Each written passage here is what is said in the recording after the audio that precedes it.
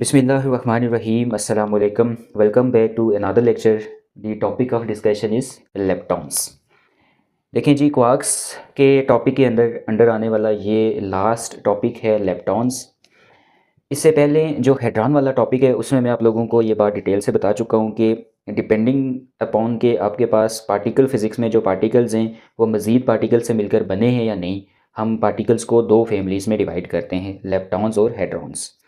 वो पार्टिकल्स जो मज़ीद पार्टिकल से मिलकर नहीं बने उन्हें हम बोलते हैं लेप्टॉन्स, और वो पार्टिकल्स जो मज़ीद पार्टिकल से मिलकर बने हैं यानी क्वार्क्स और एंटी क्वार्क्स है उनको हम बोलते हैं हेड्रॉन्स। हेड्रॉन्स पे मैं ऑलरेडी डिस्कस कर चुका हूँ डिटेल में। लिंक जो है वो लेक्चर का आप लोगों को डिस्क्रिप्शन में मिल जाएगा, आप लोग चेकआउट कर सकते हैं। अभी हम लोग डिस्कस करते हैं डिटेल में लेप्टॉन्स को। तो देखिए जी, लेप्टॉन्स चूँकि मज़ीद पार्टिकल से मिलकर नहीं बने तो that's why they are elementary particles, या इनको हम मैटर पार्टिकल्स भी कहते हैं। आपके पास जो लेप्टॉन्स हैं वो तादाद में 6 हैं। कौन कौन से लेप्टॉन्स हैं आपके पास, यानी लेप्टॉन्स में कौन कौन से पार्टिकल्स आते हैं? Number 1 electron, number 2 muon, number 3 tau particle, और इन्हीं तीनों के न्यूट्रिनोस, यानी इलेक्ट्रॉन का इलेक्ट्रॉन न्यूट्रिनो, म्यूऑन का म्यूऑन न्यूट्रिनो, और टाउ पार्टिकल का टाउ न्यूट्रिनो। ये जो 6 पार्टिकल्स हैं ये आपके पास लेप्टॉन्स की फैमिली से बिलोंग करते हैं। अब ज़रा इन पार्टिकल्स पे आप गौर करें तो देखेंगे आपके इसमें जो आपके पास इलेक्ट्रॉन है इस पे -1 चार्ज है, इसी तरह से म्यूऑन पे भी -1 चार्ज है, और टाउ पार्टिकल पे भी -1 चार्ज है। जबकि जो इनके न्यूट्रिनोज हैं वो न्यूट्रल हैं, इनके ऊपर कोई चार्जेस नहीं हैं, ये ज़ीरो, ये भी ज़ीरो और ये भी ज़ीरो। दैट्स वाई आपके पास जो लेप्टॉन्स हैं उन पे या तो यूनिट इलेक्ट्रिक नेगेटिव चार्ज होता है या वो न्यूट्रल होते हैं जब हम ओवरऑल इनकी बात करते हैं। Is that clear? आपकी टेक्स्ट बुक में यहाँ पे पॉजिटिव लिखा हुआ है तो ये पॉजिटिव, जब हम पार्टिकल के रिस्पेक्ट से बात करेंगे तो ये गलत है। हाँ, इनके एंटी पार्टिकल की बात करें तो उसमें तो डेफिनेटली इलेक्ट्रॉन का जो एंटी पार्टिकल है पॉजिट्रॉन, उस पर पॉजिटिव चार्ज होता है। लेकिन चूंकि टेक्स्ट बुक वाला डेफिनेटली वो लेप्टॉन्स और इनमें फिर इन पार्टिकल्स की बात कर रहा है तो उस पर्सपेक्टिव से ये चीज़ काइंडली करेक्ट कर लीजिएगा। ओके, अच्छा। उसके अलावा फर्दर से छोटी छोटी इन्फॉर्मेशन है कि इन तमाम लेप्टॉन्स से जो इलेक्ट्रॉन है वो सबसे स्मॉलेस्ट लेप्टॉन है, और इन तमाम लेप्टॉन्स के मुकाबले में ये आपके पास स्टेबल भी ज़्यादा होता है। जबकि जो बाकी लेप्टॉन्स हैं वो अनस्टेबल होते हैं। लाइक जैसे वो कहते हैं कि अगर आप म्यूऑन और टाउ पार्टिकल्स की बात करेंगे तो ये सिर्फ हाई एनर्जी कोलियन के दौरान ही आपके पास प्रोड्यूस होते हैं, और प्रोड्यूस होके भी ऐसा नहीं है कि काफ़ी देर तक वो स्टे करते हैं, बल्कि वो शॉर्ट टाइम के लिए स्टे करते हैं और फर्दर पार्टिकल्स में डिके हो जाते हैं। ठीक हो गया, आसान सी बात थी।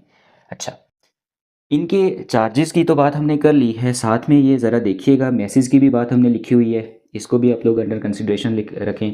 उसके अलावा टेबल 14.4 आप लोग ये पेज नंबर 270 पे देखेंगे तो वहाँ पे इन्हीं ये जो 6 के 6 आपके पास पार्टिकल्स हैं इनकी डिफरेंट तरह की प्रॉपर्टीज़ यानी चार्ज, स्पिन, मैस, ये सारी चीज़ें लिखी हैं, तो उसको लाजमी चेकआउट कीजिएगा। ओके, अच्छा। अगर हम बात कर लें इनकी स्पिन्स की तो देखिए जो आपके पास जितने भी यहाँ पे इलेक्ट्रॉन्स हैं इन तमाम की जो स्पिन है ये है 1/2। ये जो मैंने लिखा है 1/2, ये इसकी मैंने स्पिन लिखी हुई है तमाम पार्टिकल्स की। तो स्पिन आपके पास किस में मौजूद है? फ्रैक्शन में मौजूद है। तो देयरफॉर अगर आपसे कहीं पे एमसीक्यू में पूछा जाता है कि लेप्टॉन्स कौन सी फैमिली से बिलोंग करेंगे, तो लेप्टॉन्स आपने देखा है कि ये फर्मियन से बिलोंग करते हैं। इसके लिहाज से ये बात याद रखनी है कि इनकी स्पिन जो है वो तमाम की तमाम 1/2 है। दैट्स वाई ये आपके पास किस फैमिली से बिलोंग करेंगे? फर्मियन से बिलोंग करेंगे। Is that clear? अच्छा। अब मैंने जनरली आपको वहाँ पे बताया था कि तमाम पार्टिकल्स में से जो आपके पास हेड्रॉन्स हैं ये वो पार्टिकल्स होते हैं जो कि स्ट्रॉन्ग न्यूक्लियर फोर्स में अपना रोल प्ले करते हैं। क्योंकि हेड्रॉन्स के अंडर ही कौन से आते हैं? प्रोटॉन्स और न्यूट्रॉन्स, जो कि न्यूक्लियस में पाए जाते हैं, तो ऑब्वियसली वो स्ट्रॉन्ग न्यूक्लियर फोर्स में ही अपना रोल प्ले करते हैं। जबकि जो आपके पास लेप्टॉन्स हैं ये समझ लें कि मुकम्मल तौर पर ब्लाइंड हैं टूवर्ड्स द न्यूक्लियर फोर्स या टूवर्ड्स द स्ट्रॉन्ग इंटरेक्शन।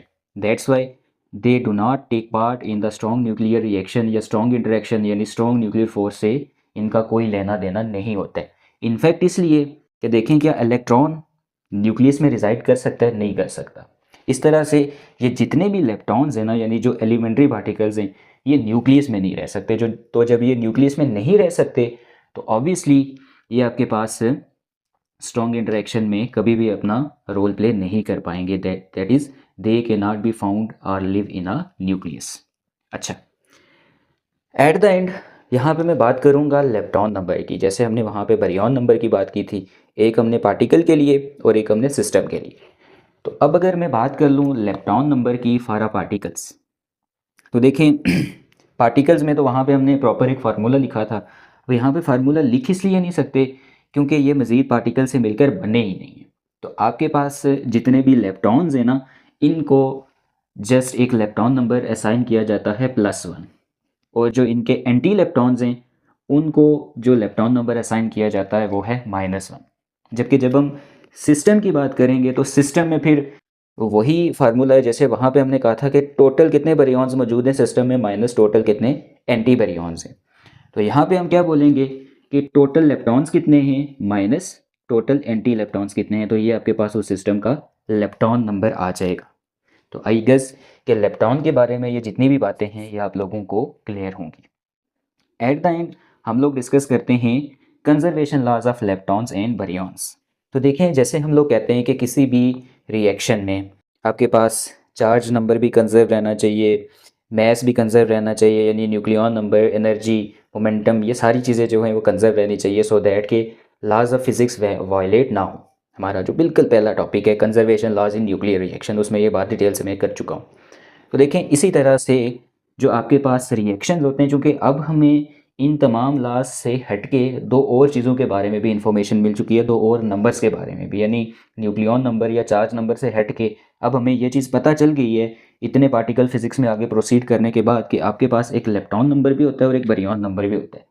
तो लाइक जैसे लॉज ऑफ फिज़िक्स की वैलिडिटी के लिए आपके पास चार्ज, मैस या एनर्जी के लॉज वायलेट नहीं होने चाहिए, इसी तरह से किसी भी रिएक्शन में, किसी भी प्रोसेस के दौरान, किसी भी डिके के दौरान, किसी भी टाइप के इंटरेक्शन के दौरान आपके पास जो लेप्टॉन नंबर है वो और जो बारियॉन नंबर है वो भी क्या रहना चाहिए, कंजर्व रहना चाहिए। यानी किसी प्रोसेस से पहले जितने जो लेप्टॉन नंबर है और जो बाद में लेप्टॉन नंबर है वो सेम होना चाहिए, या जो बारियॉन नंबर है पहले और बाद में वो सेम होना चाहिए।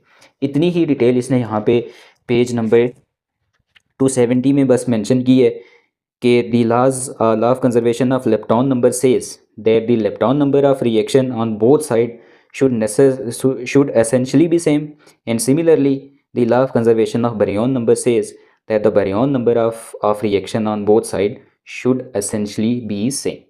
ज़्यादा डिटेल में ये नहीं गया, जाने की ज़रूरत भी नहीं है, क्योंकि लेप्टॉन नंबर क्या है ये भी आप जानते हैं, बारियॉन नंबर क्या है ये भी आप जानते हैं, और इनके कंजर्वेशन से मतलब क्या है ये भी आप लोग जानते हैं। तो आई गेस कि लेप्टॉन्स क्या हैं और इनकी क्या डिटेल है ये आपको क्लियर होगा। ताहम मज़ीद कोई कन्फ्यूजन है तो कमेंट सेक्शन में ज़रूर पूछें। अब हम अपने नेक्स्ट टॉपिक को डिस्कस करेंगे विच इज़ फोर्स कैरियर। तो तब तक के लिए अपना ख्याल रखिएगा, मुझे दीजिए इजाज़त, अल्लाह हाफिज़।